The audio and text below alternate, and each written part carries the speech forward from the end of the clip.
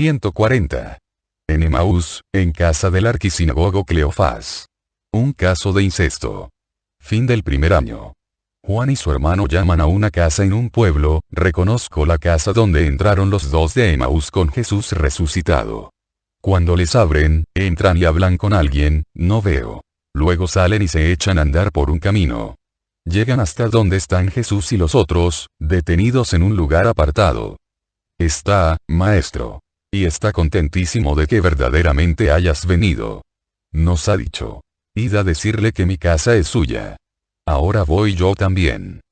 Vamos entonces. Caminan durante un tiempo y se encuentran con el anciano jefe de la sinagoga, Cleofás, visto anteriormente en agua especiosa. Se saludan mutuamente con una inclinación de cabeza. No obstante, después, el anciano, que parece un patriarca, se arrodilla con un devoto saludo. Algunos habitantes del lugar, al ver esto, se acercan curiosos. El anciano se alza y dice: He aquí al Mesías prometido. Recordad este día, habitantes de Emaús. Unos observan con una curiosidad enteramente humana, otros ya expresan en sus miradas una religiosa reverencia. Dos de ellos se abren paso y dicen: Paz a ti, Rabí. Estábamos presentes nosotros también aquel día. Paz a vosotros, y a todos. He venido, como me había pedido vuestro jefe de la sinagoga. ¿Vas a hacer milagros aquí también? Si hay hijos de Dios que crean y tengan necesidad de ello, ciertamente lo haré. El jefe de la sinagoga dice: Quienes deseen oír al maestro que vengan a la sinagoga. Igualmente el que tenga enfermos. ¿Puedo decir esto, maestro? Puedes. Después de la hora sexta estaré a vuestra entera disposición. Ahora soy del buen Cleofás. Y, seguido de un séquito de gente, prosigue al lado del anciano hasta su casa. Este es mi hijo, maestro. Y esta, mi mujer, y la mujer de mi hijo y los niños pequeños. Siento mucho el que mi otro hijo esté con el suegro de mi hijo Cleofás en Jerusalén, junto con un infeliz de aquí, ya te contaré. Entra, Señor, con tus discípulos. Entran y reciben las atenciones que son habituales, para reponer fuerzas, en el uso hebreo. Luego se acercan al fuego, que arde en una amplia chimenea, porque el día está húmedo y frío. Dentro de poco nos sentaremos a la mesa. He invitado a los notables del lugar. Hoy celebraremos una gran fiesta. No todos creen en ti, pero tampoco son enemigos. Solamente indagadores.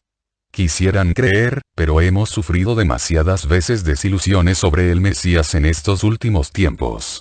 Hay desconfianza. Sería suficiente una palabra del templo para eliminar cualquier tipo de duda, pero el templo, yo he pensado que viéndote a ti y oyéndote, así, simplemente, se podría hacer mucho en este sentido. Yo quisiera proporcionarte verdaderos amigos. Tú eres ya uno de ellos.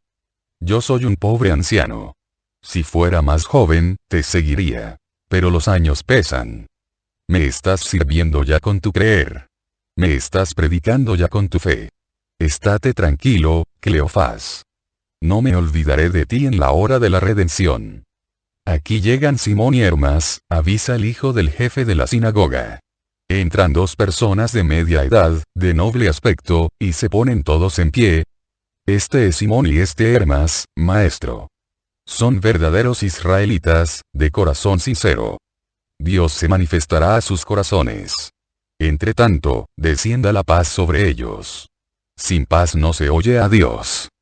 Está escrito también en el libro de los Reyes hablando de Elías. ¿Son tus discípulos estos? Pregunta el que tiene por nombre Simón. Sí. Los hay de las más diversas edades y lugares. ¿Y tú? ¿Eres Galileo? De Nazaret, pero nacido en Belén en tiempos del censo. Betlemita entonces. Ello confirma tu figura.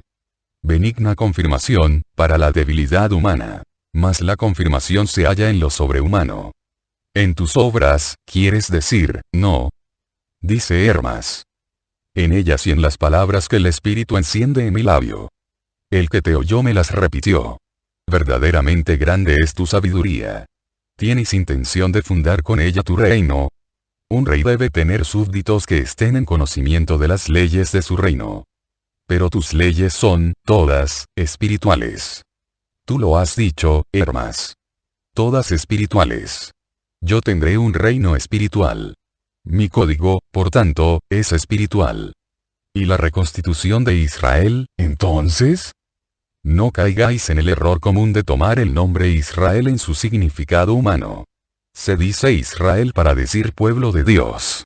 Yo constituiré de nuevo la libertad y la verdadera potencia de este pueblo de Dios, y a él mismo, restituyendo al cielo las almas, redimidas y conocedoras de las eternas verdades. Sentémonos a las mesas. Os lo ruego, dice Cleofás, que toma asiento junto a Jesús, en el centro.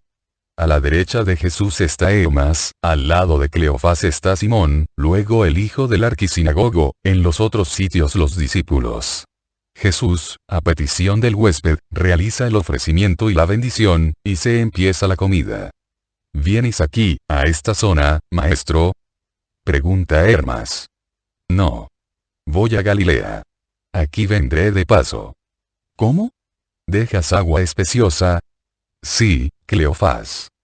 Pues iban las turbas incluso en invierno. ¿Por qué les quitas esta ilusión? No soy yo.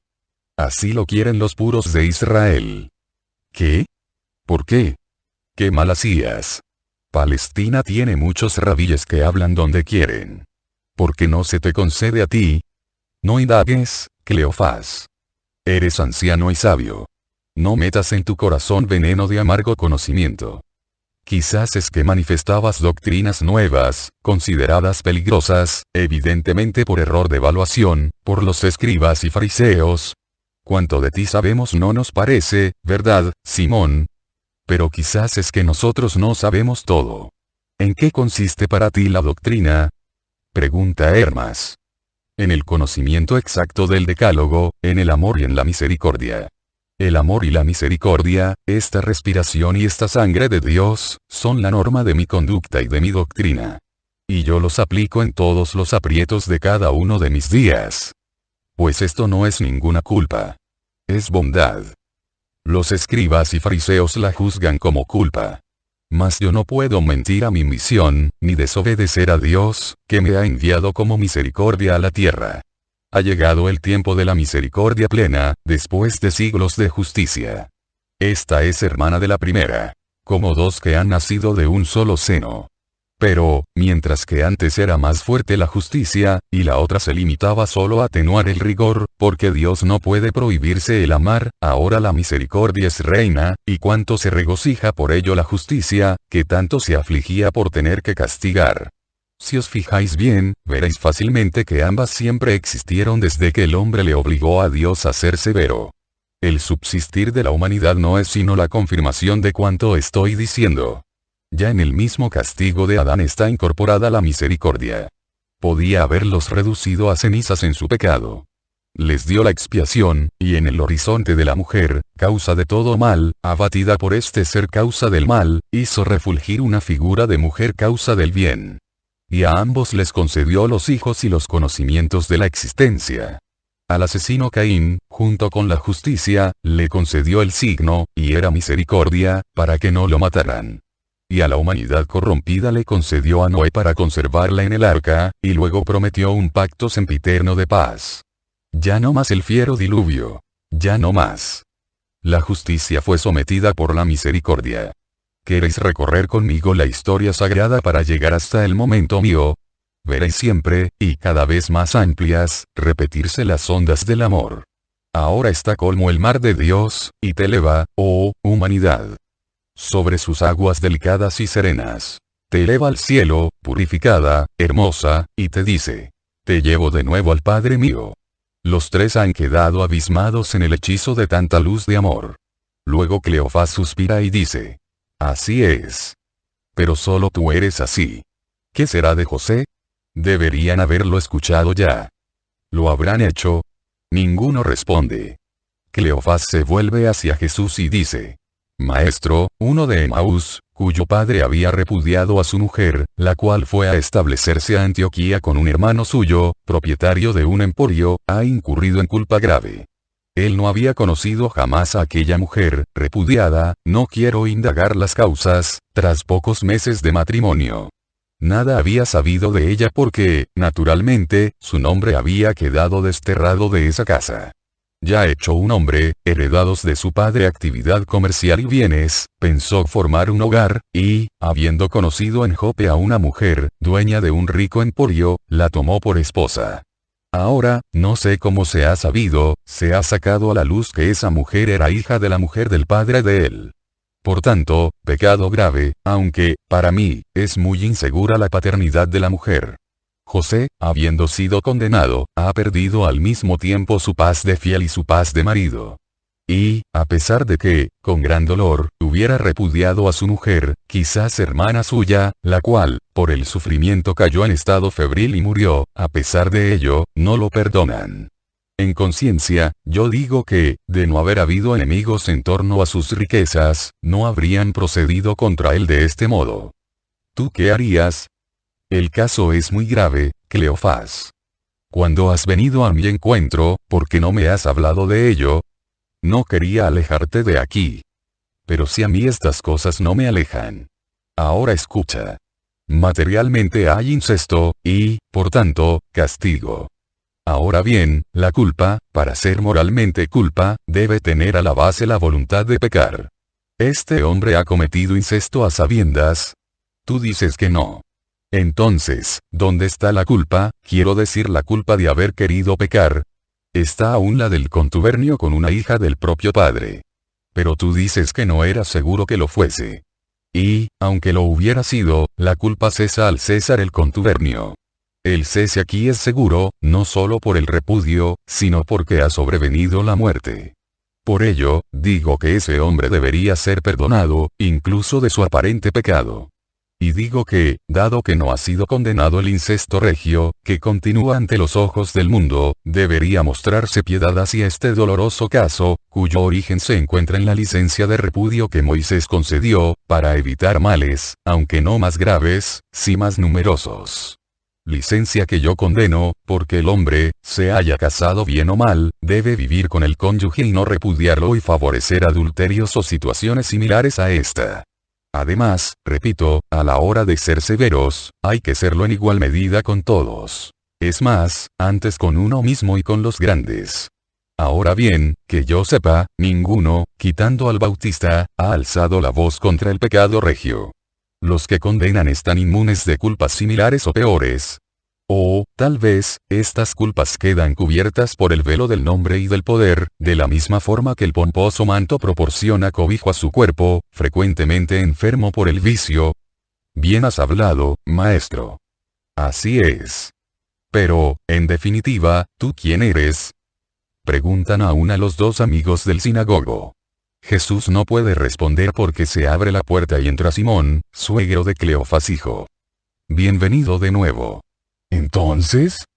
La curiosidad es tan viva, que ninguno piensa ya en el maestro. Entonces, condena absoluta. Ni siquiera han aceptado el ofrecimiento del sacrificio. José ha quedado separado de Israel. ¿Dónde está? Ahí fuera. Y está llorando. He tratado de hablar con los más influyentes. Me han arrojado de su presencia como si fuera un leproso. Ahora, pero, lo han hundido a ese hombre, en los bienes y en el alma. ¿Qué más puedo hacer? Jesús se levanta y se dirige hacia la puerta, sin decir nada. El anciano Cleofás piensa que se ha sentido ofendido por la falta de atención y dice: «Oh, perdona, maestro. Es que el dolor que me causa este hecho me turba la mente. No te vayas. Te lo ruego». «No me voy, Cleofás. Solo voy donde ese desdichado. Venid, si queréis, conmigo». Jesús sale al vestíbulo. La casa tiene una franja de terreno delante, unos cuadros pequeños de jardín, más allá de los cuales está el camino. En el suelo, a la entrada, hay un hombre. Jesús se le acerca con los brazos abiertos. Detrás, todos los demás tratando de ver. «José, ninguno te ha perdonado». Jesús habla lleno de dulzura. El hombre se estremece al oír esa voz nueva, llena de bondad, después de tantas voces de condena. Alza el rostro y lo mira asombrado. «José, ninguno te ha perdonado». Repite Jesús inclinándose para tomarle sus manos y levantarlo. «¿Quién eres?», pregunta el desdichado. Soy la misericordia y la paz. Para mí ya no hay ni misericordia ni paz. En el seno de Dios siempre hay misericordia y paz. Es un seno colmo de estas cosas, y especialmente para los hijos infelices. Mi culpa es tal, que estoy separado de Dios. Déjame, para no contaminarte, tú, que ciertamente eres bueno. No te dejo. Quiero llevarte a la paz. Pero si yo soy, ¿tú quién eres? Te lo he dicho. Misericordia y paz. Soy el Salvador, soy Jesús. Levántate. Yo puedo lo que quiero. En nombre de Dios te absuelvo de la involuntaria contaminación. El otro mal no existe. Yo soy el Cordero de Dios que quita los pecados del mundo. Todo juicio del Eterno ha quedado deferido a mí. Quien cree en mi palabra tendrá la vida eterna. Ven, pobre hijo de Israel. Repon las fuerzas de tu cuerpo cansado y fortalece el espíritu abatido. Culpas mucho mayores perdonaré. No. De mí no provendrá la desesperación de los corazones. Yo soy el Cordero sin mancha, pero no evito por miedo a contaminarme a las ovejas heridas. Es más, las busco y las conduzco conmigo. Demasiados son los que se encaminan a la completa destrucción a causa de demasiada severidad, incluso injusta, de juicio. Hay de aquellos que debido a un intransigente rigor conducen a un espíritu a desesperar. Tales no promueven los intereses de Dios, sino los de Satanás. Pues bien, veo que una pecadora ansiosa de redención ha sido alejada del Redentor, veo que persiguen a un jefe de sinagoga por ser justo. Veo que ha sido castigado uno que inadvertidamente ha caído en culpa. Veo que se hacen demasiadas cosas desde allí donde viven el vicio y la mentira. Y, como la pared que ladrillo a ladrillo se alza hasta cerrarse, así estas cosas, y en un año ya he visto demasiadas, están levantando entre mí y ellos un muro de dureza. Ay de ellos cuando esté completamente levantado con los materiales aportados por ellos mismos. Ten. Bebe, come. Estás exhausto. Luego, mañana, vendrás conmigo. No temas. Cuando recuperes la paz del espíritu, podrás juzgar libremente sobre tu futuro. Ahora no podrías hacerlo, y sería peligroso dejártelo hacer. Jesús se ha llevado consigo al hombre dentro de la sala y le ha obligado a sentarse en su sitio. Incluso le sirve. Luego se vuelve hacia Hermas y hacia Simón y dice: Esta es mi doctrina. Esta y no otra. Y no me limito a predicarla, sino que la hago realidad. Quien tenga sed de verdad y de amor venga a mí. Dice Jesús. Y con esto termina el primer año de evangelización. Conservad nota de ello. ¿Qué puedo deciros? Lo he dado porque mi deseo era que fuera conocido. Pero, como con los fariseos, sucede con este trabajo. Mi deseo de ser amado, conocer es amar, se ve rechazado por demasiadas cosas. Y esto es un gran dolor para mí, que soy el eterno Maestro a quien vosotros habéis hecho prisionero, segundo año de la vida pública de Jesús. 141. Yendo hacia Arimatea con los discípulos y con José de Emaús. Señor, ¿qué vamos a hacer de este? Pregunta Pedro a Jesús señalando al hombre, de nombre José, que los sigue desde que han dejado Emaús y que ahora escucha a los dos hijos de Alfeo y a Simón, que se ocupan de él de modo particular. Ya lo he dicho. Viene con nosotros hasta Galilea. Y luego, se quedará con nosotros. Ya verás, también el discípulo. Con ese pasado. También tú fariseo. No. Pero, lo que me parece es que los fariseos nos vigilan demasiado, y si lo ven con nosotros nos crearán dificultades. ¿Es lo que quieres decir, no? Y entonces, por temor a que nos molesten, ¿tendríamos que dejar a un hijo de Abraham a merced de su desolación? No, Simón Pedro. Es un alma que puede perderse o salvarse según el tratamiento que se dé a su profunda herida. Pero, ¿no somos nosotros ya tus discípulos? Jesús mira a Pedro y sonríe con finura. Luego responde: Te dije un día, hace muchos meses. Vendrán otros muchos discípulos. El campo de acción es vastísimo. Los obreros, debido a esta vastedad, serán siempre insuficientes, y, también, porque muchos acabarán como Jonás, perdiendo su vida en el duro trabajo. Pero vosotros seréis siempre mis predilectos, termina Jesús, arrimando así a este Pedro apurado que con la promesa se ha tranquilizado. Entonces viene con nosotros, ¿no? Sí. Hasta que su corazón recobre la salud. Está envenenado de tanta animadversión como ha tenido que tragar. Está intoxicado. Santiago, Juan y Andrés alcanzan al maestro y se ponen también a escuchar. No podéis evaluar el inmenso mal que un hombre puede hacer a su congénere con una actitud de hostil intransigencia. Os ruego que recordéis que vuestro maestro fue siempre muy benigno con los enfermos espirituales. Sé que opináis que mis mayores milagros y principal virtud se manifiestan en las curaciones de los cuerpos. No, amigos, acercaos también los que vais delante y los rezagados. El camino es ancho y podemos andar en grupo. Todos se arriman a Jesús, que prosigue. Mis principales obras, las que más testifican mi naturaleza y mi misión, las en que recabe, dichosa, la mirada de mi Padre, son las curaciones de los corazones, tanto cuando son sanadoras de uno o varios vicios capitales como cuando eliminan la desolación que abate el ánimo, persuadido de estar bajo sanción divina y abandonado de Dios. ¿Qué es un alma, si pierde la seguridad de la ayuda de Dios? Es como una delgada corruela. No pudiendo seguir aferrada a la idea que constituía su fuerza y dicha, se arrastra por el polvo. Vivir sin esperanza es horroroso. La vida es bonita dentro de sus asperezas, solo si recibe esta onda de sol divino. El fin de la vida es ese sol. ¿Es lóbrego el día humano? ¿Está empapado de llanto y signado con sangre? Sí. Pero saldrá el sol. Se acabarán, entonces, dolor y separaciones, asperezas y odios, miserias y soledades de momentos angustiosos, de momentos de ofuscación. Luminosidad, entonces, canto y serenidad, paz y Dios, que es el sol eterno. Fijaos qué triste está la tierra cuando hay eclipse.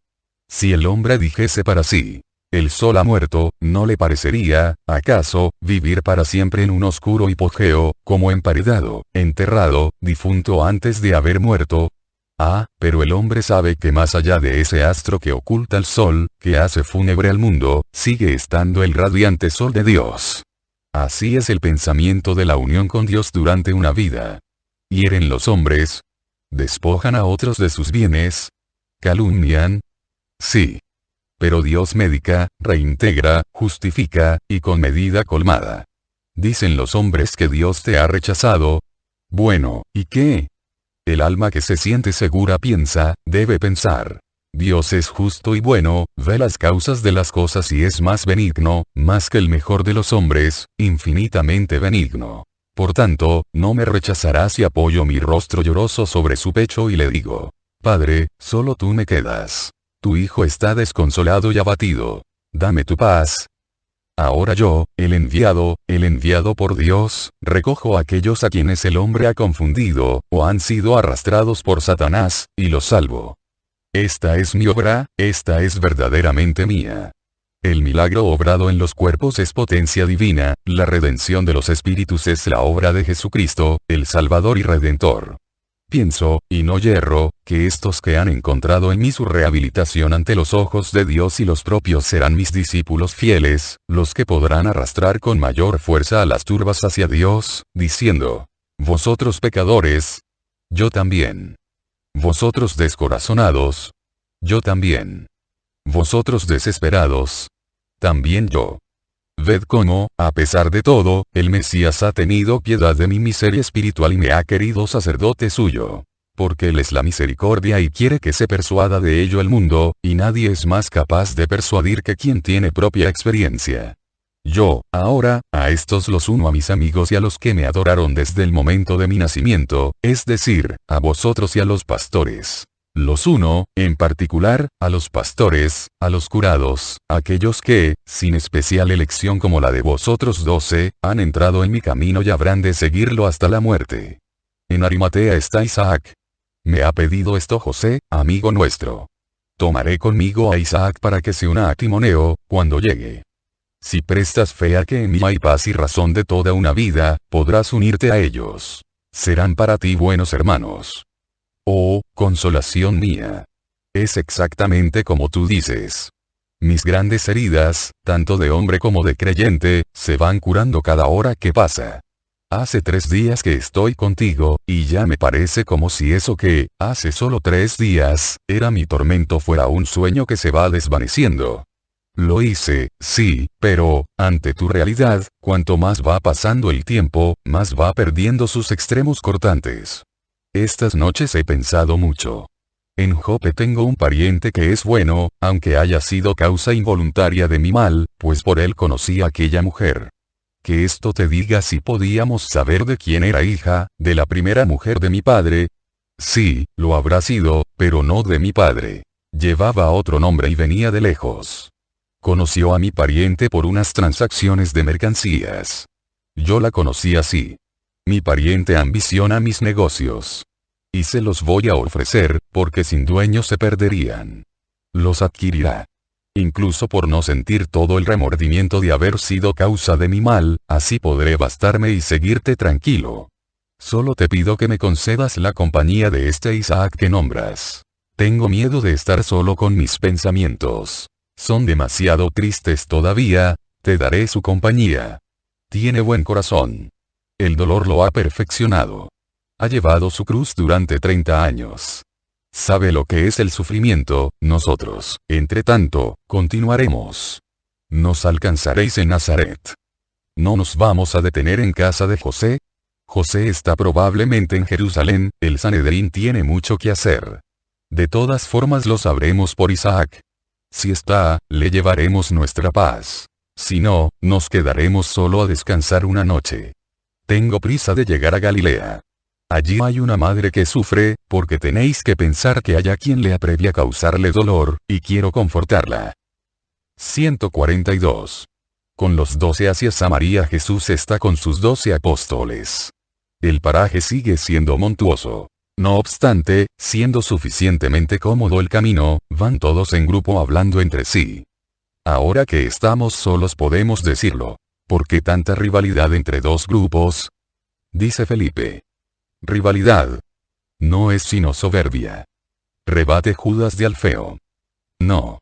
Yo digo que es solo un pretexto para justificar de algún modo su conducta injusta con el maestro. Bajo el velo de celo por el Bautista, logran alejarlo sin disgustar demasiado al pueblo, dice Simón. Yo los desenmascararía. Nosotros, Pedro, haríamos muchas cosas que él no hace. ¿Por qué no las hace? Porque sabe que lo correcto es no hacerlas. Nosotros solo debemos seguirlo, no nos corresponde guiarlo. Y debemos estar contentos de ello. Es gran descanso el tener solo que obedecer. Has hablado bien, Simón, dice Jesús, que iba delante, pensativo, es así, como has dicho. Obedecer es más fácil que mandar. No lo parece, pero es así. Bueno, claro, es fácil cuando el espíritu es bueno, como también es difícil mandar para un espíritu recto. Porque, si no es recto, ordena cosas descabelladas, o peor que descabelladas. En ese caso es fácil mandar y mucho más difícil obedecer. Cuando uno tiene la responsabilidad de ser el primero en un lugar o en un conjunto de personas, debe tener siempre presentes la caridad y la justicia, la prudencia y humildad, la templanza y la paciencia, la firmeza, pero sin testarudez. Es difícil, sí. Vosotros, por el momento, solo tenéis que obedecer a Dios y a vuestro Maestro. Tú, y no solo tú, te preguntas por qué hago no ciertas cosas. Te preguntas por qué Dios permite o no tales cosas. Mira, Pedro, y todos vosotros, amigos míos. Uno de los secretos del perfecto fiel consiste en no autoelevarse nunca a interpelar a Dios. ¿Por qué haces esto? Pregunta uno poco formado a su Dios, y parece como si se pusiera a representar el papel de un adulto experimentado ante un escolar para decir, esto no se hace, es una necedad, un error. ¿Quién puede superar a Dios? Como podéis ver, ahora me rechazan sobre pretexto de celo por Juan. Esto os escandaliza, y quisierais que rectificase el error y me pusiera en actitud polémica contra quienes expresan esta razón. No. No. Jamás. Ya habéis oído lo que el Bautista, por boca de sus discípulos, ha dicho. Es necesario que él crezca y yo merme. Es decir, no hay nostalgias, no hay un aferrarse a la propia posición. El santo no se apega a estas cosas, no trabaja con vistas al número de fieles propios. No tiene fieles propios. Trabaja para aumentarle a Dios el número de fieles. Solo Dios tiene derecho a tener fieles. Por tanto, de la misma forma que yo no me duelo de que, de buena o mala fe, algunos permanezcan con el Bautista, él tampoco se aflige, ya le habéis oído, por el hecho de que discípulos suyos vengan a mí. Está desapegado de estas pequeñeces numéricas. Pone su mirada en el cielo, como yo. No estéis, entonces, litigando entre vosotros sobre si es justo o no que los judíos me acusen de arrebatarle discípulos al Bautista, o sobre si es justo o no que estas cosas se dejen decir. Disputas de este tipo son propias de mujeres charlatanas en torno a una fuente. Los santos se ayudan, se dan y se intercambian los espíritus con jovial facilidad, sonrientes por la idea de trabajar para el Señor. Yo he bautizado, es más, os he puesto a bautizar, porque tan pesado es, ahora, el espíritu, que es necesario presentarle formas materiales de piedad, de milagro y de enseñanza. Por causa de esta pesantez espiritual tendré que recurrir a la ayuda de cosas materiales cuando quiera que obréis milagros. Pero, creedlo, no estará en el aceite, ni en el agua, ni en ceremonias, la prueba de la santidad. Se acerca el momento en que una impalpable cosa, invisible, inconcebible para los materialistas, será reina, la restablecida reina, pudiente en todo lo santo, santa en toda cosa santa. Por ella el hombre quedará restablecido como hijo de Dios y obrará lo que Dios obra, porque tendrá a Dios consigo. La gracia. Esta es la reina que está volviendo. Entonces el bautismo será sacramento. Entonces el hombre hablará y comprenderá el lenguaje de Dios, y la gracia dará vida y vida, dará poder de ciencia y de potencia. Entonces, entonces.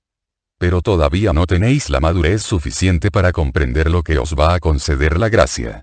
Os ruego que ayudéis su venida con una continua obra de formación de vosotros mismos, y que abandonéis las cosas inútiles propias de hombres mezquinos, allá se ve el límite de Samaria. ¿Creéis acertado que me acerque a hablar? Todos, quien más, quien menos, se muestran escandalizados. En verdad os digo que por todas partes hay samaritanos. Si no tuviera que hablar donde hubiera un samaritano, no debería hacerlo en ningún lugar. Venid, pues. No voy a intentar hablar, pero no rechazaré hablar de Dios si me lo piden. Un año ha terminado, empieza el segundo. Está a caballo entre el principio y el final. Al principio predominaba el Maestro, ahora, fijaos, se revela el Salvador. El final tendrá el rostro del Redentor. Vamos. El río aumenta de caudal a medida que se acerca a la desembocadura. Como yo, que aumento la obra de misericordia porque la desembocadura está ya cerca. Después de la Galilea vamos a ir a algún río caudaloso. Al Nilo. Al Éufrates. Comentan algunos en voz baja. Quizás es que vamos a tierra de gentiles, responden otros. No cuchicheéis. Nos dirigimos a mi desembocadura, o sea, hacia el cumplimiento de mi misión. Prestadme mucha atención, porque después os dejaré, y debéis continuar en mi nombre. 143. La samaritana Fotinaí, yo me paro aquí. Id a la ciudad. Comprad los alimentos necesarios. Comeremos en este lugar. Vamos todos. Sí, Juan. Es bueno que estéis en grupo. ¿Y tú? ¿Te quedas solo? Son samaritanos, no serán los peores de entre los enemigos del Cristo. Ala, poneos en camino. Yo oraré mientras os espero. Por vosotros y por estos. Los discípulos se van a regañadientes. 3 o 4 veces se vuelven a mirar a Jesús, que se ha sentado en una paredilla soleada al lado del bajo y ancho brocal de un pozo grande, tan ancho que parece casi una cisterna. En verano deben darle sombra unos árboles grandes que ahora están deshojados. No se ve el agua, pero en el suelo, junto al pozo, hay signos claros de haberla sacado. Pequeños charcos y círculos de jarros húmedos. Jesús se sienta y se pone a meditar en su acostumbrada posición. Los codos apoyados sobre las rodillas. Las manos hacia adelante, unidas. El cuerpo levemente curvado. La cabeza inclinada hacia abajo. Luego, sintiendo el calor de un agradable solecillo, se deja caer el manto de la cabeza y de los hombros y lo tiene recogido sobre su regazo. Alza la cabeza para sonreír a una multitud de pájaros reñidores que se están disputando una migota que se le ha caído a alguien junto al pozo. De improviso, llega una mujer. Los pájaros huyen. Viene al pozo con una ánfora vacía sujeta de una de las asas con la mano izquierda. La derecha separa con gesto de sorpresa el velo, para ver quién es el hombre que está sentado allí. Jesús sonríe a esta mujer de unos 35 o 40 años, alta, de facciones fuertemente marcadas pero bonitas. Un tipo de mujer que nosotros diríamos casi español. Palidez aceitunada. Labios muy encendidos y más bien túmidos. Ojos grandes, casi demasiado, y negros, bajo cejas muy espesas. Trenzas, que se transparentan a través del ligero velo, de color negro corvino. También las formas, más bien modeladas y llamativas, reflejan un marcado tipo oriental, levemente flexuoso, como el de las mujeres árabes. Lleva un vestido de rayas multicolores, bien ceñido a la cintura, tirante en las caderas y pecho pingües, para pender luego, en una especie de orla ondulante, hasta el suelo. Muchos anillos en las manos carnosas y morenitas, muchas pulseras en las muñecas que despuntan bajo las bocamangas de lino. En el cuello lleva un pesado collar, del que cuelgan medallas, yo diría amuletos, pues son de las más variadas formas. Pesados pendientes, que brillan bajo el velo, caen hasta la altura del cuello. La paz sea contigo, mujer. ¿Me das de beber? He andado mucho y tengo sed. Pero no eres judío. ¿Me pides de beber a mí, que soy samaritana? ¿Qué ha sucedido? ¿Hemos sido rehabilitados, o es que vosotros estáis disgregados? Sin duda algo grande ha sucedido, cuando un judío habla amablemente con una samaritana. De todas formas, debería responderte. No te doy nada, para castigar en ti todas las injurias que los judíos desde hace siglos nos infligen. Así es. Un gran acontecimiento. Como consecuencia, muchas cosas han cambiado, y más aún van a cambiar. Dios ha otorgado un gran don al mundo y por él muchas cosas han cambiado. Si conocieras el don de Dios y quién es el que te dice, dame de beber, quizás tú misma le pedirías de beber y él te daría agua viva. El agua viva está en las venas de la tierra. Este pozo la tiene, pero es nuestro, la mujer se muestra burlona y arrogante. El agua es de Dios, como también es de Dios la bondad, y la vida misma. Todo es de un único Dios, mujer. Y todos los hombres vienen de Dios. Tanto los samaritanos como los judíos. ¿No es este el pozo de Jacob? Jacob no es cabeza de nuestra estirpe. Si luego un error nos ha dividido, ello no cambia el origen. Error nuestro, ¿verdad? Pregunta, agresiva, la mujer. Ni nuestro ni vuestro. Error de alguien que había perdido de vista caridad y justicia. No te estoy ofendiendo, ni tampoco a tu raza. ¿Por qué quieres tú mostrarte ofensiva? Eres el primer judío al que oigo hablar así. Los otros, pero, respecto al pozo, sí, es el de Jacob y tiene tanta agua y tan clara que los de Sicar la preferimos a las otras fuentes. De todas formas, es muy profundo, y no tienes ni ánfora ni odre. ¿Cómo podrías sacar para mí agua viva? ¿Eres, acaso, más que Jacob, nuestro santo patriarca, que encontró esta abundante agua para él, para sus hijos y sus hatos de ganado, y que nos la dejó como don y recuerdo suyo? Tú lo has dicho. Mira, quien bebe de esta agua seguirá teniendo sed.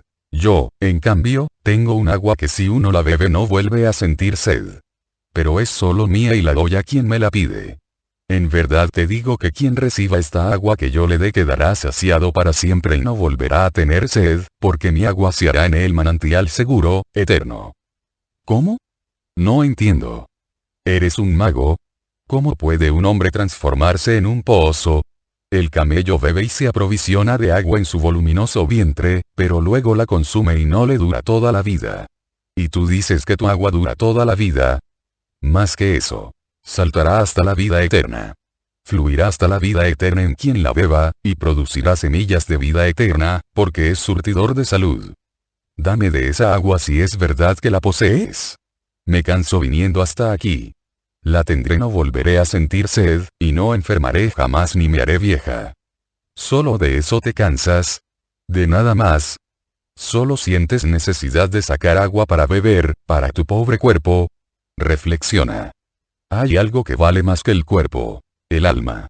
Jacob no dio a los suyos y a sí mismo solo el agua de la tierra, sino que se preocupó de darse, y de dar, la santidad, el agua de Dios. Vosotros nos llamáis paganos. Si eso es verdad, no podemos ser santos. La mujer ha perdido su tono petulante e irónico y ahora se muestra sumisa y ligeramente confundida. Un pagano puede también ser virtuoso.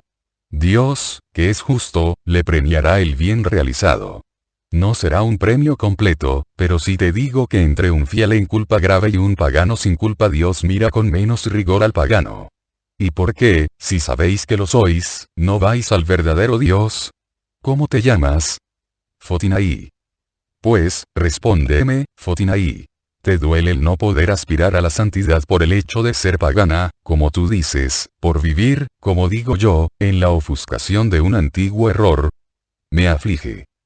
Y entonces, ¿por qué no vives, al menos, como una virtuosa pagana? Señor. Sí. ¿Puedes, acaso, negarlo? Ve a llamar a tu marido y vuelve aquí con él. No tengo marido. La confusión de la mujer crece. Tú lo has dicho. No tienes marido.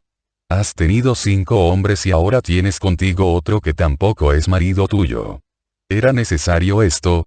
También tu religión desaconseja la impudicia.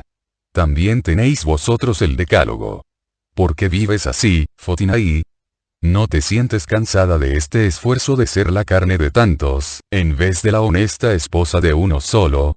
¿No tienes miedo de cuando decline tu vida, de cuando te encuentres sola con tus recuerdos, con la amargura de lo pasado, con tus temores? Sí, también con tu miedo a Dios y a los espectros. ¿Dónde están tus hijos? La mujer baja del todo la cabeza y calla.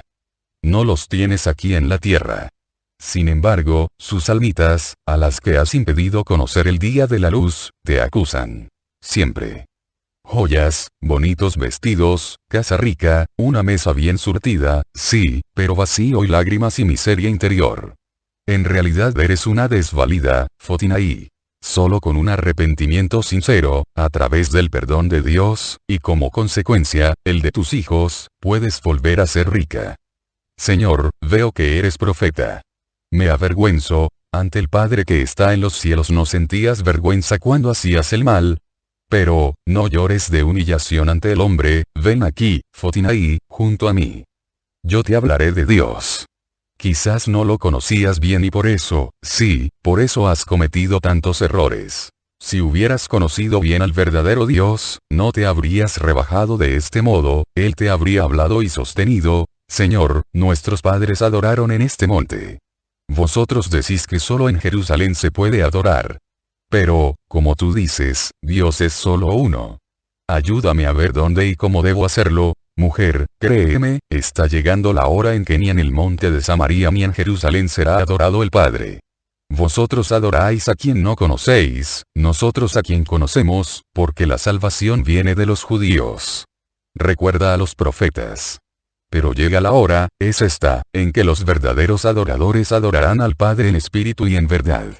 No ya con el rito antiguo sino con el nuevo, exento de sacrificios y hostias de animales consumidos por el fuego. El rito del sacrificio eterno de la hostia inmaculada consumida por el fuego de la caridad. Culto espiritual del reino espiritual, que será comprendido por aquellos que sepan adorar en espíritu y en verdad. Dios es espíritu y debe ser adorado espiritualmente. Dices santas palabras. Yo sé, también nosotros sabemos alguna cosa, que el Mesías va a llegar pronto. El Mesías, llamado también el Cristo. Cuando venga nos enseñará todo. Aquí cerca está el que dicen que es su precursor. Muchos van a él a oírle. Pero es muy severo. Tú eres bueno. Las almas menesterosas no sienten miedo de ti. Yo creo que el Cristo será bueno. Lo llaman Rey de la Paz, tardará mucho en venir. Te he dicho que su tiempo es este. ¿Cómo lo sabes? ¿Eres discípulo suyo? El precursor tiene muchos discípulos.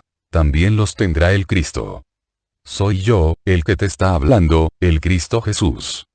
Tú. Oh. La mujer, que se había sentado junto a Jesús, se levanta y hace ademán de huir. ¿Por qué quieres huir, mujer? Porque me da horror estar a tu lado. Tú eres santo, Soy el Salvador. He venido aquí, y no era necesario, porque sabía que tu alma estaba cansada de vagar. Ya te produce náuseas tu alimento, he venido a darte uno nuevo, que te quitará las náuseas y la hartura. Allí vuelven mis discípulos, con mi pan, pero el solo hecho de haberte dado estas migas iniciales de tu redención ya me ha alimentado. Los discípulos miran a la mujer de soslayo, más o menos prudentemente, pero ninguno habla. Ella se marcha olvidando agua y ánfora.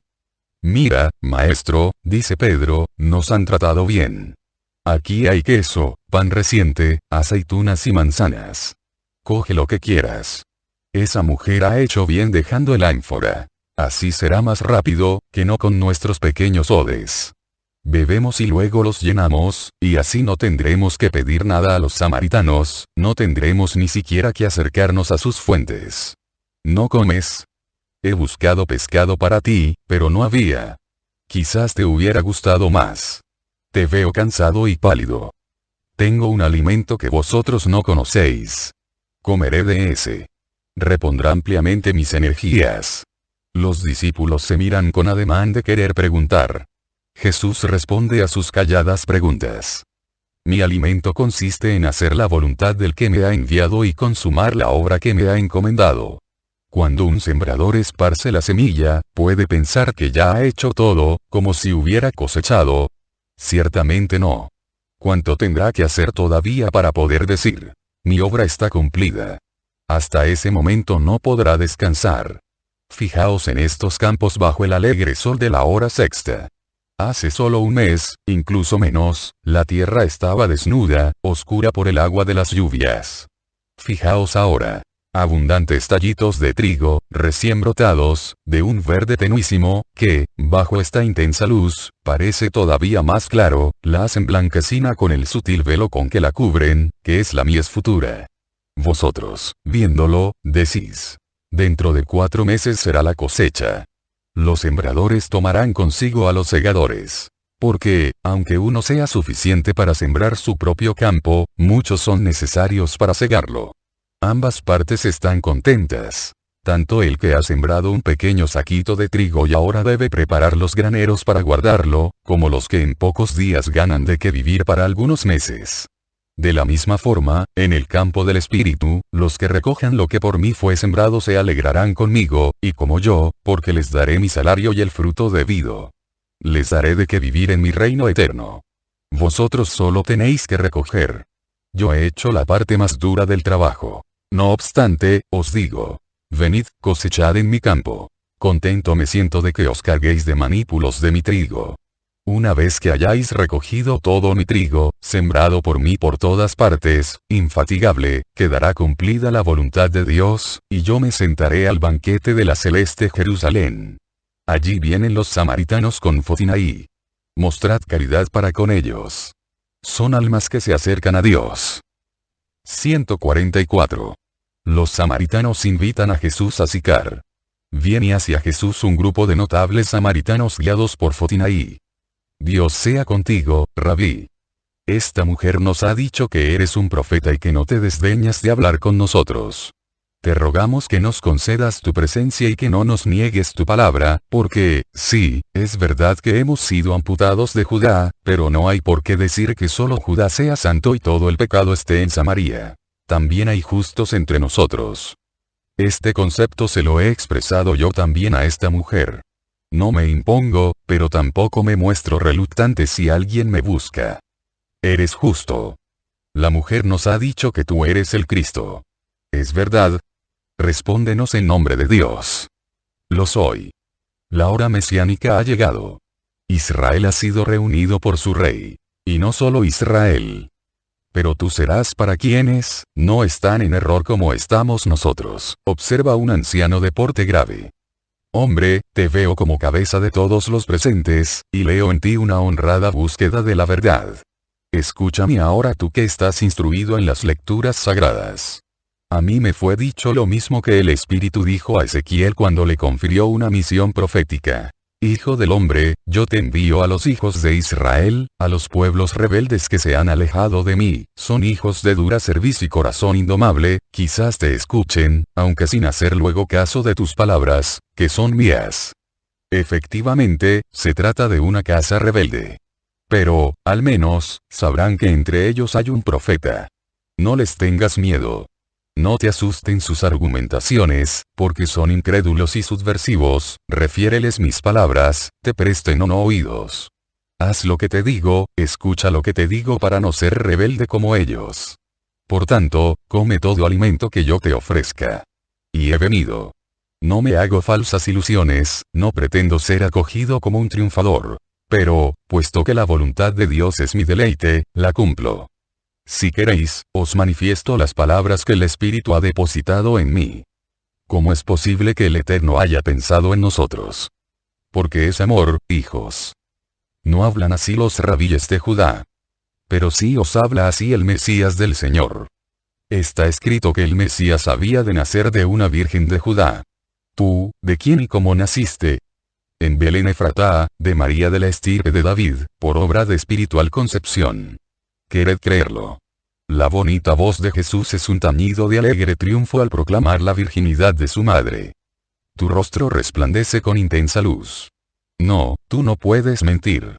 Los hijos de las tinieblas tienen tenebroso el rostro, turbada la mirada. Tú eres luminoso. Tu mirada tiene la limpieza de una mañana de abril, tu palabra es buena. Entra en Sicar, te lo ruego, y adoctrina a los hijos de este linaje. Luego te marcharás, y nos acordaremos de la estrella que rayó nuestro cielo, y si la siguierais. ¿Por qué no? Pero si no podemos, no. Hablan mientras se dirigen a la ciudad. Somos los separados, al menos así se dice. Hemos nacido con esta fe y no sabemos si es justo dejarla. Además, sí, contigo podemos hablar, lo percibo, además también nosotros tenemos ojos para ver y cerebro para pensar. Cuando, por viajes o exigencias comerciales, pasamos a vuestra tierra, todo lo que vemos no es suficientemente santo como para persuadirnos de que Dios esté con vosotros los de Judá, ni tampoco con vosotros los galileos.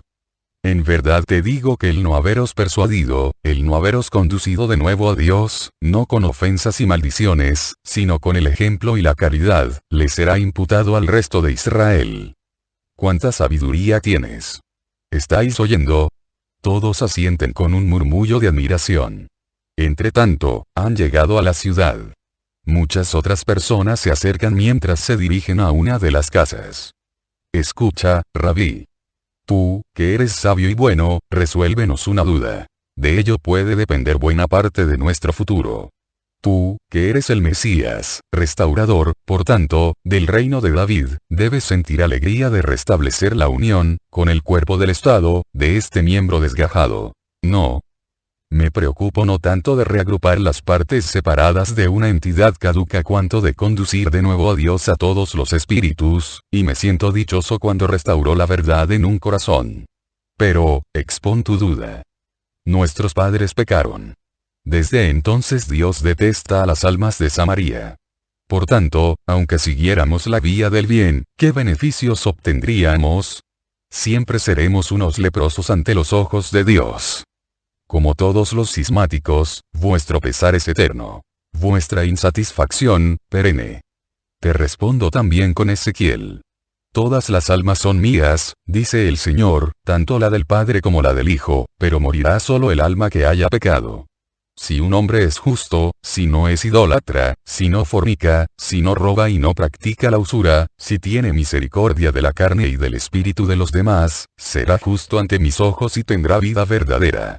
Si un justo tiene un hijo rebelde, éste tendrá la vida por haber sido justo su padre. No, no la tendrá. Y, si el hijo de un pecador es justo, morirá como su padre por ser hijo suyo. No. Vivirá con eterna vida por haber sido justo. No sería justo que uno cargase con el pecado del otro.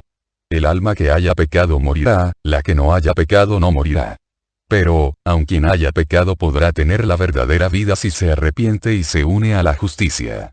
El Señor Dios, el único y solo Señor, dice: no quiero la muerte del pecador, sino que se convierta y tenga la vida. Para esto me ha enviado, oh hijos errantes. Para que tengáis la verdadera vida. Yo soy la vida. Quien cree en mí y en quien me ha enviado tendrá la vida eterna, aunque hasta este momento haya sido un pecador. Hemos llegado a mi casa, maestro. ¿No sientes horror de entrar? Solo me produce horror el pecado. Entra entonces, haz aquí un alto en tu camino. Compartiremos el pan, y luego, si no te es molestia, nos distribuirás la palabra de Dios. Dicha por ti tiene otro sabor, nosotros tenemos aquí un tormento. El de no sentirnos seguros de estar en la verdad. Todo se calmaría si os atrevierais a ir abiertamente a la verdad. Que Dios hable en vosotros, ciudadanos. Pronto anochecerá. No obstante, mañana, a la hora tercera, os hablaré largamente, si lo deseáis. Idos y que la misericordia os acompañe. 145. El primer día en Sicar. Jesús está hablando, desde el centro de una plaza, a mucha gente, concentrada en torno a él. Habla subido al banco de piedra que hay junto a la fuente. También están alrededor los 12, con unas caras, que reflejan consternación, o incomodidad, o que expresan claramente la repulsión hacia ciertos contactos. Especialmente Bartolomé y el Iscariote muestran abiertamente su contrariedad. Para evitar lo más posible la cercanía de los samaritanos, el Iscariote se ha puesto a caballo en una rama de un árbol, como queriendo dominar la escena. Bartolomé ha ido a apoyarse en un portal de un ángulo de la plaza. El prejuicio está vivo y activo en todos. Jesús se manifiesta con total normalidad. Es más, yo diría que se está esforzando en no apabullar a los presentes con su majestuosidad, tratando, de todas formas, al mismo tiempo, de hacerla resaltar para eliminar en ellos todo género de duda. Acaricia a 2 o 3 pequeñuelos, de los cuales pregunta el nombre. Se interesa personalmente de un anciano ciego, al que, también personalmente, le da el óvulo. Responde a 2 o 3 cuestiones que le plantean acerca de asuntos no generales sino privados. Uno de estos asuntos es la pregunta de un padre acerca de su hija, que se ha escapado de casa por amor y que ahora solicita perdón. Concédele tu perdón inmediatamente. He sufrido por ello, maestro. Y sigo sufriendo. En menos de un año he envejecido 10. El perdón te aliviará. No puede ser. La herida permanece. Es verdad, pero en esa herida hay 2 espinas que hacen daño. Una, la innegable afrenta que te ha infligido tu hija. La otra es el esfuerzo por desamarla. Quita, al menos, esta. El perdón, que es la forma más alta del amor, la sacará. Piensa, pobre padre, que es una hija que ha nacido de ti y que siempre tiene derecho a tu amor. Si la vieras con una enfermedad corporal y supieras que si no la cuidases tú en persona, moriría, ¿la dejarías morir? Ciertamente no. Pues piensa entonces que tú en persona, con tu perdón, puedes atajar su mal y conducirla a la restauración de la salud del instinto. Porque mira, en ella ha tomado predominio el lado más vil de la materia. Entonces, ¿piensas que debo perdonar? Debes hacerlo. Pero ¿cómo voy a resistir el verla en casa después de lo que ha hecho? ¿Cómo voy a ser capaz de no maldecirla? Si así fuera, no habrías perdonado. El perdón no está en el acto de abrirle de nuevo la puerta de casa, sino en abrirle de nuevo el corazón. Sé bueno, hombre. No vamos a tener para con nuestra hija la paciencia que tenemos con el novillo indócil. Una mujer, por su parte, presenta la cuestión de si haría bien casándose con su cuñado para dar un padre a sus huérfanitos. ¿Piensas que sería un verdadero padre? Sí, maestro. Son 3 varones. Necesitan un hombre que los guíe. Hazlo entonces, y sé esposa fiel como lo fuiste con el primero. El tercero le pregunta que si, aceptando la invitación que ha recibido de ir a Antioquía, haría bien o mal. ¿Por qué quieres ir? Porque aquí no dispongo de medios ni para mí ni para mis muchos hijos. He conocido a un gentil que me contrataría, porque me ha visto hábil en el trabajo. Ofrecería también trabajo a mis hijos. Pero no querría, te parecerá extraño un escrúpulo en un samaritano, pero lo tengo, no querría que perdiésemos la fe. Es que ese hombre es un pagano, ¿sabes? ¿Y qué quieres decir con ello? Mira, nada contamina si uno no quiere ser contaminado. Ve tranquilamente a Antioquía y sé del Dios verdadero. Él te guiará, y serás incluso el benefactor de ese patrón que conocerá a Dios a través de tu honradez. Luego comienza a hablar a todos los presentes. He oído la voz de muchos de vosotros, y en todos he visto un secreto dolor, un pesar del que ni siquiera quizás os dais cuenta. He visto que lloráis en vuestros corazones.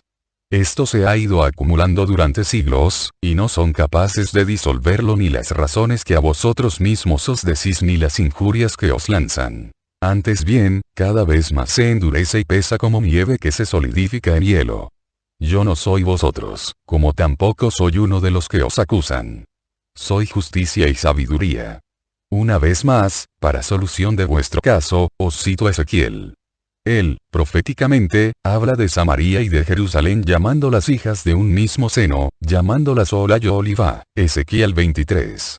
La que primero cayó en la idolatría fue la primera, de nombre Ola, porque ya antes había quedado privada de la ayuda espiritual de la unión con el Padre de los cielos. La unión con Dios significa siempre salvación. Confundió erróneamente la verdadera riqueza, la verdadera potencia, la verdadera sabiduría, con la pobre riqueza, potencia y sabiduría de uno que era inferior a Dios, y más pequeño que ella misma. Fue seducida por la riqueza, potencia y sabiduría de éste hasta el punto de que se hizo esclava del modo de vivir del que la había seducido. Buscando ser fuerte, vino a ser débil. Buscando ser más, vino a ser menos. Por imprudente enloqueció. Cuando uno, imprudentemente, se coge una infección, mucho le cuesta luego librarse de ella. Diréis. ¿Menos? No. Nosotros fuimos grandes. Sí, grandes, pero ¿cómo? ¿A qué precio? No lo ignoráis. ¿Cuántas mujeres también consiguen la riqueza al precio tremendo de su honor? Adquieren una cosa que puede terminar y pierden algo que no tiene fin. El buen nombre. Oliva, viendo que a Ola su propia locura le había producido riqueza, quiso imitarla, y enloqueció más que Ola, además con doble culpa, porque tenía consigo al Dios verdadero y no habría debido pisotear jamás la fuerza que de esta unión le venía. Duro, tremendo castigo ha recibido, y más grande aún será, la doblemente desquiciada y fornicadora Oliva. Dios le volverá la espalda, ya lo está haciendo, para ir a los que no son de Judá. No se puede acusar a Dios de ser injusto porque no se imponga. A todos abre los brazos, invita a todos. Pero, si uno le dice, vete, se va. Busca amor, invita a otros, hasta que encuentra a alguien que dice, voy. Por eso os digo que podéis hallar alivio a vuestro tormento, debéis hallarlo, pensando en estas cosas. Ola vuelve en ti. Dios te llama. La sabiduría del hombre está en saberse enmendar. La del espíritu, en amar al Dios verdadero y su verdad. No fijéis vuestra mirada ni en Oliva, ni en Fenicia, ni en Egipto, ni en Grecia. Mirad a Dios. Esa es la patria de todo espíritu recto, y es el cielo. No hay muchas leyes, sino una sola, la de Dios. Por ese código se tiene la vida. No digáis, hemos pecado. Decid más bien, no queremos volver a pecar. La prueba de que Dios os sigue amando la tenéis en esto. Os ha enviado a su verbo a deciros, venid. Venid, os digo. ¿Os injurian? ¿Os han proscrito? ¿Quiénes? Seres semejantes a vosotros. Considerad que Dios es mayor que ellos, y que os dice, venid. Llegará un día en que exultaréis por no haber estado en el templo, con la mente exultaréis, y aún mayor será el gozo de los espíritus, porque el perdón de Dios habrá descendido a los hombres de corazón recto dispersos por Samaria. Preparad su venida. Venid al Salvador universal, vosotros, hijos de Dios que ya no sabéis hallar el camino. Nosotros iríamos, al menos algunos. Los que no nos aceptan son los de la otra parte. Pues, citando de nuevo al sacerdote y profeta, os digo, yo tomaré el leño de José, que Efraín tiene en su mano, con las tribus de Israel a él unidas, y lo uniré al de Judá para hacer de ellos un solo tronco. No, no es al templo. Venid a mí. Yo no rechazo a nadie. Yo soy aquel que fue llamado el Rey dominador de todos. Soy el Rey de los reyes. Oh, pueblos todos que deseáis ser purificados, yo os purificaré. Rebaños sin pastor, o con pastores ídolos, yo os congregaré, porque soy el pastor bueno. Os daré el único tabernáculo que voy a poner en medio de mis fieles. Este tabernáculo será fuente de vida, pan de vida, luz, salvación, protección, sabiduría. Será todo, porque será el viviente dado en alimento a los muertos para que vivan. Será el Dios que se funde con su santidad para santificar. Esto soy y seré. El tiempo del odio, de la incomprensión, del temor, queda superado. Venid. Ven, pueblo de Israel, pueblo separado, pueblo afligido, pueblo lejano, pueblo estimado. Infinitamente apreciado por estar enfermo, debilitado. Infinitamente amado porque una flecha te ha abierto las venas del corazón y te ha desangrado, ha extraído de tus venas la unión vital con tu Dios. Ven al seno de donde naciste, al pecho de que recibiste la vida. Todavía hay para ti dulzura y calor. Siempre. Ven. Ven a la vida y a la salud. 146. El segundo día en Sicar. Jesús se despide de los samaritanos. Dice Jesús a los samaritanos de Sicar: tengo otros hijos a quienes evangelizar. Tengo que dejaros. Pero antes quisiera abriros, fulgidos, los caminos de la esperanza, y llevaros a ellos y deciros: caminad seguros, que la meta es cierta. Hoy no voy a citar al gran Ezequiel, sino al discípulo predilecto de Jeremías, grandísimo profeta. Baruch habla por vosotros. Realmente toma vuestras almas y habla por todas ellas al sublime Dios que está en los cielos, las vuestras, no me refiero solo a las de los samaritanos, sino a todas vuestras almas, oh, estirpes del pueblo elegido caídas en múltiple pecado. Y también las vuestras, pueblos gentiles que sentís que entre los muchos dioses a los que adoráis hay un Dios desconocido, un Dios al que vuestra alma siente único y verdadero, y que, no obstante, debido a vuestra pesantez no podéis buscarlo para conocerlo como el alma quisiera. Al menos una ley moral os había sido dada, oh gentiles, oh idólatras. Porque sois hombres y el hombre tiene en sí una esencia que viene de Dios y que se llama espíritu y que tiene siempre voz y consejos elevados y empuja a vida santa. Vosotros la habéis sometido a la esclavitud de una carne viciosa, rompiendo la ley moral humana, la que teníais, y viniendo a ser pecadores incluso humanamente, rebajando el concepto de vuestras fes y rebajándoos a vosotros mismos a un nivel animalesco que os hace inferiores a los brutos. Y, a pesar de todo, oís, todos, y comprendéis más, y como consecuencia actuáis, en la medida en que aumenta vuestra cognición de la ley de una moral sobrenatural que el verdadero Dios os ha dado.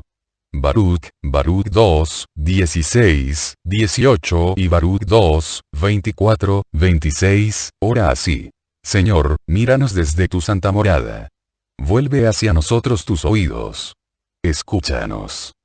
Abre tus ojos y piensa que no serán los muertos que están en los infiernos, cuyo espíritu está separado de sus entrañas, los que rindan honor y justicia al Señor, sino el alma afligida por la dimensión de las desventuras, que camina encorvada y débil, con los ojos hacia el suelo. El alma hambrienta de ti, oh Dios. Es la que te rinde gloria y justicia. Esta es la oración que debéis tener en vuestros corazones humillados con noble humildad, que no es degradación e indolencia sino conocimiento exacto de la propia mísera situación y santo deseo de hallar el medio de mejorar espiritualmente. Y Baruch llora humildemente, y todo justo debe llorar con él, viendo y nombrando con su verdadero nombre las desventuras que han hecho triste, dividido y vasallo a un pueblo fuerte. No hemos hecho, dice, caso de tu voz y has cumplido las palabras que habías manifestado a través de tus siervos, los profetas, y han sacado de sus sepulcros los huesos de nuestros reyes y de nuestros padres, los han arrojado al ardor del sol, al crudo frío de la noche. Los habitantes de la ciudad han muerto entre atroces dolores, de hambre, a espada, de peste. Has reducido al estado presente el templo en que se invocaba tu nombre, a causa de la iniquidad de Israel y Judá. No digáis, hijos del Padre. Tanto nuestro templo como el vuestro han surgido y resurgido y se yerguen espléndidos. No. Un árbol abierto desde su ápice hasta sus raíces por un rayo no puede pervivir. Podrá vegetar míseramente, presentar un conato de vida en algunos rebrotes que nazcan de raíces que se resistan a morir, no pasará de ser un conjunto de ramajes infructíferos. Jamás volverá a ser opulento árbol de copiosos frutos sanos y delicados. Pues bien, el proceso de fragmentación incoado con la separación se acentúa cada vez más a pesar de que materialmente la construcción no parezca lesionada. Antes bien, bella y nueva. Destruye las conciencias que en ella moran. Llegará la hora en que, apagada toda llama sobrenatural, le faltará al templo, altar de precioso metal que para subsistir debe ser mantenido en continua fusión por el calor de la fe y de la caridad de sus ministros, le faltará lo que constituye su vida. Entonces, gélido, apagado, ensuciado, lleno de cadáveres, pasará a ser podredumbre acometida, para ruina suya, por cuervos llegados de otras regiones y por el alud del castigo divino. Hijos de Israel, orad, llorando, conmigo, vuestro Salvador. Que mi voz sostenga las vuestras y penetre, pues mi voz tiene este poder, hasta el trono de Dios. Quien ora con el Cristo, Hijo del Padre, es escuchado por Dios, Padre del Hijo. Elevemos la antigua, justa oración de Baruch, 3, 1, 7. Y ahora, Señor omnipotente, oh Dios de Israel. Toda alma angustiada, todo espíritu henchido de ansiedad, eleva a ti su grito. Abre tus oídos, Señor, y ten piedad. Eres un Dios misericordioso. Ten piedad de nosotros, porque hemos pecado en tu presencia. Eternamente, ocupas tu trono. ¿Debemos nosotros perecer para siempre? Señor omnipotente, Dios de Israel, escucha la oración de los muertos de Israel y de sus hijos, que han pecado en tu presencia. Ellos no prestaron oídos a la voz del Señor su Dios. Se nos han adherido sus males. No te acuerdes de la iniquidad de nuestros padres. Acuérdate, más bien, de tu poder y tu nombre, ten piedad, para que invoquemos este nombre y nos convirtamos de la iniquidad de nuestros padres. Orad así y convertíos verdaderamente, volviendo a la sabiduría verdadera, que es la de Dios y se encuentra en el libro de los mandamientos de Dios y en la ley, que dura eternamente y que ahora yo, Mesías de Dios, traigo de nuevo, en su simple e inalterable forma, a los pobres del mundo, anunciándoles la buena nueva de la era de la redención, del perdón, del amor, de la paz. Quien crea en esta palabra alcanzará vida eterna. 0S dejo, habitantes de Sicar, que habéis sido buenos con el Mesías de Dios. Os dejo con mi paz. Quédate más tiempo. Vuelve. Ninguno nos volverá a hablar como lo has hecho tú. Bendito seas, Maestro bueno. Bendice a mi pequeñuelo. Santo, ruega por mí. Déjame conservar un ribete de tu indumento como bendición. Acuérdate de Abel. Y de mí, Timoteo. Y de mí, Yorai. De todos. De todos. La paz descienda sobre vosotros. Lo acompañan hasta unos centenares de metros fuera de la ciudad, y luego, muy despacio, se vuelven.